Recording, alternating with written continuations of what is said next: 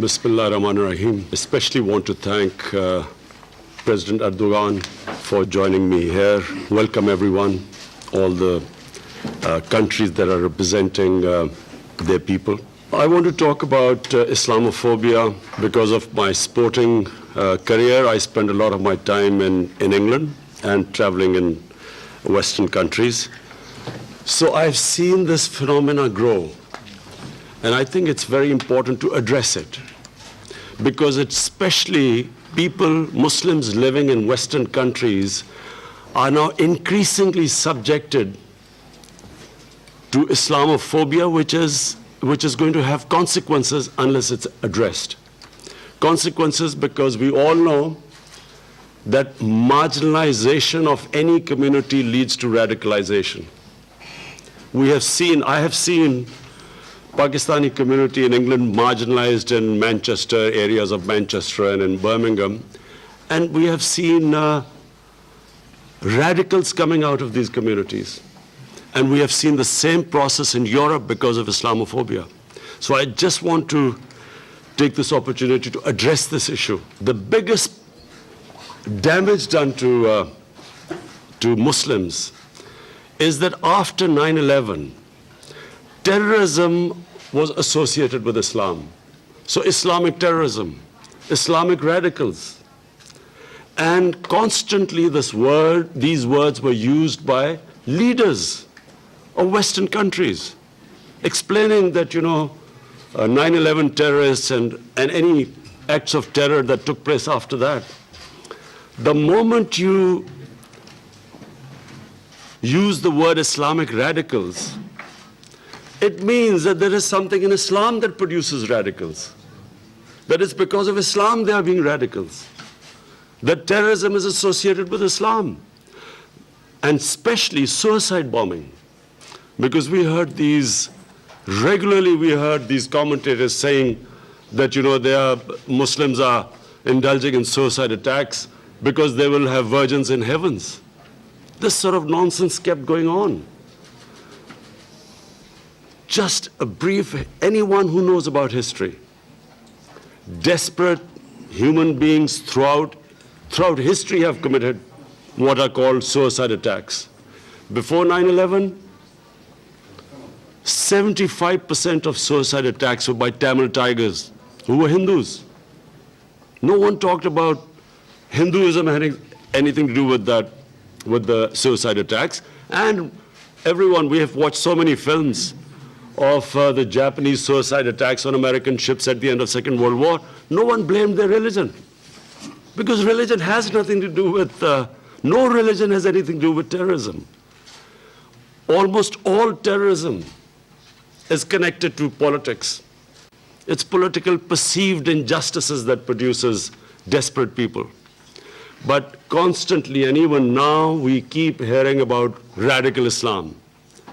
There is only one Islam, the Islam of Prophet Muhammad, peace be upon him, which we follow. There is no other Islam. In human communities, majority are moderates, they are liberals, and on one side they are fanatics, everywhere. What about the white supremacists who walk into and kill 49 worshippers in New Zealand? What has that got to do with religion? So it's very important. This is the best forum.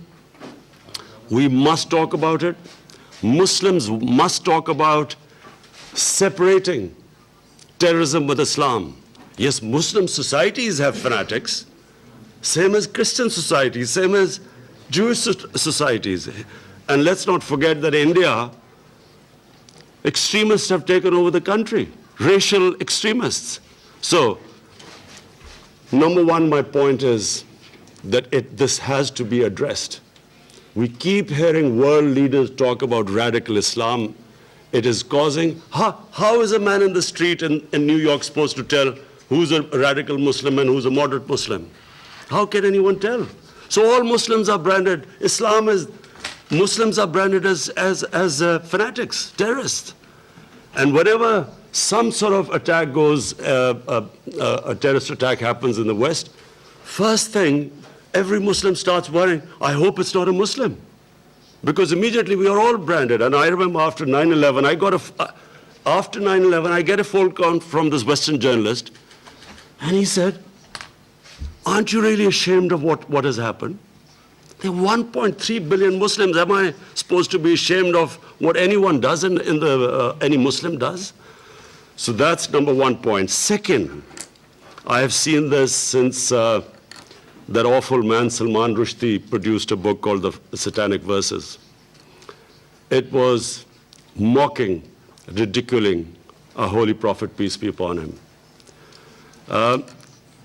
And I realized, because I was playing sports at that time, and I spent a lot of my time in England, and I understand the Western mindset. People in the West could not understand the pain that it caused to the Muslim world. Because Europe especially, they do not regard religion as we Muslims regard. We live our religion. They don't. They have a completely different attitude to religion. When I first arrived in England as an 18-year-old, there was a film called Life of Brian, a comedy by Monty Python's Flying Circus. It was a caricature about Jesus Christ. So it was the first shock to me. They don't look at the European societies particularly does not look upon religion like we do. And unfortunately, this I blame us Muslim leaders. We have not explained to the Western societies how painful it is when our prophet is maligned, mocked, ridiculed. It causes, why does it cause so much pain to us? Because the prophet lives in our hearts. And we all know that the pain of the heart is far, far, far greater than physical pain. All we want is, and I think we should convey President Erdogan and other Muslim leaders, we should all convey to the Western leaders, especially the Western leaders, that the way, the sensitive way Holocaust is treated in the West, because it gives pain to the Jewish people. And quite rightly, it should be. The world should be sensitive to them, what gives them pain. Similarly, we want them to be as sensitive to the Muslims. When someone ridicules, blasphemes our Prophet sallallahu alaihi wasallam. And I think it's very important for communities to live together, to understand each other. And therefore, these 2 points, in my opinion, have contributed more to Islamophobia than anything else. Because every 2 or 3 years, someone in the European or US cities, someone comes up with a caricature of a prophet, peace be upon him, or this is something which is derogatory. There's a reaction amongst the Muslims. And then everyone says, look, what an intolerant religion it is. Immediately, the gulf between the communities widens because they don't understand why it's causing us pain. We haven't explained to them. And yet there is a certain small section of society which knows that it's going to cause us pain, and they deliberately do it to make the fissures wider. So this is a great forum, the UN. All world leaders are here. And I will be talking about this in my speech on Friday as well. But I feel that it is important that us Muslim leaders convey these 2 things, because all it does is it creates fissures amongst human beings. And anything that creates fissures, this is the forum where we should try to unite humanity. Thank you.